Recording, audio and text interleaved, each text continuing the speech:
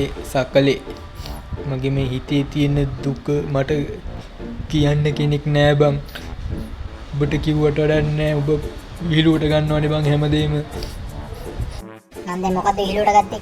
ඈ මන් දැන් මොකද්ද විහිළුවට ගත්තේ කියපන්කෝ. අනේ ඵලයන් යන්න බං. උඹට මගේ දුක කිව්වම ඔබ hina වුණානේ. හරි හරි. මම දැන් මොකද කරන්න ඕනේ කියපන්කෝ.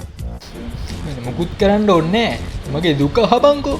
අහලා මට මේකට විසඳුමක් දීපන්කෝ. ඔබගේ දුක ඉතින් මට හැමදාම කියනවනේ.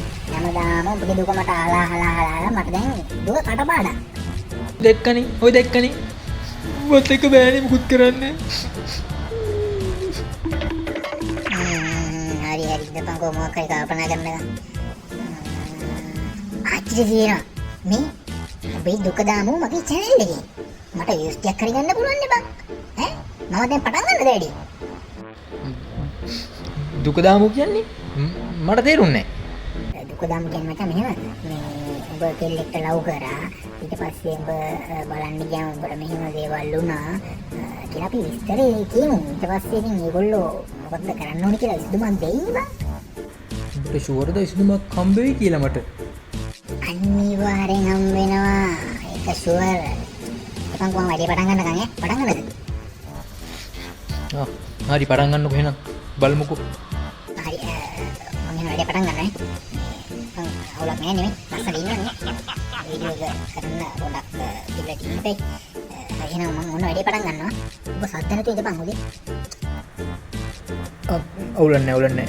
කියපන්කෝ.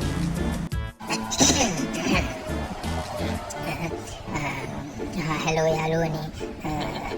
අද මම මේ වීඩියෝ එක කරන්න හිතුවේ මගේ හොඳම යාළුවට ලොකු අකරතැබ්බයක් වෙලා තියෙනවා. අපිට අද ලොකු දුක්බර දවසක්. මගේ යාළුවා උදේ ඉඳන් අඬනවා. ඉතින් මම ලොකු උදව්වක් බලාපොරොත්තු වෙනවා ඔක්කොගෙම මගේ යාළුවට උපදෙසක් දෙන්න කියලා. මට මෙයාට උපදෙස් දෙන්න තරම් තේරුමක් නැහැ. එහෙම හොඳයිනේ.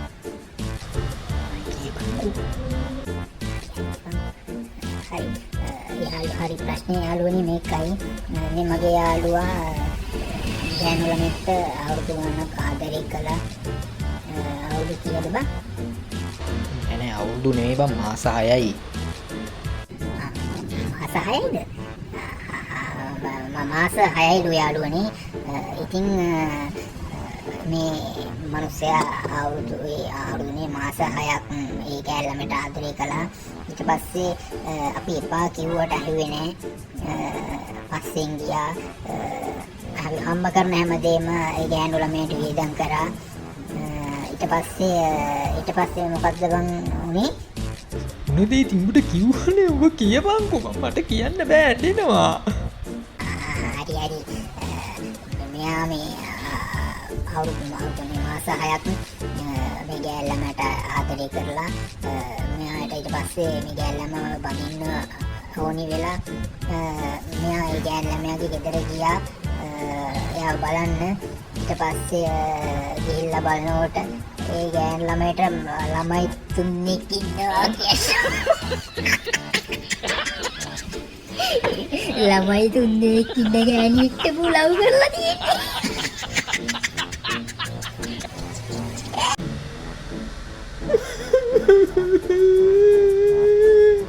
මේ ආච්චිට